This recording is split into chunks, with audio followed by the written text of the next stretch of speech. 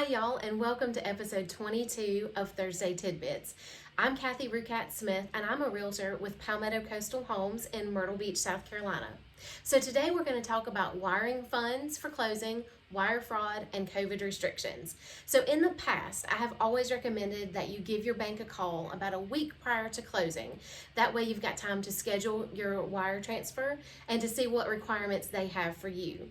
So now with COVID, most banks are requiring an appointment for in-person transactions. So I suggest now give your bank a call 2 weeks prior to closing. This way you've got plenty of time to get that appointment scheduled prior to your closing. Wire fraud is something that has not changed during COVID, and in fact, it may be getting worse. It's more important than ever that you are diligent in making sure you have the correct wiring instructions so you make sure that your funds get to the right person before closing. So what I want you to do when you get those wiring instructions from your paralegal, actually pick up the phone and give your paralegal a call to verify their wiring information. Please do not accept the email that you get at face value. Unfortunately, hackers are intercepting real estate emails during a real estate transaction and are sending false information.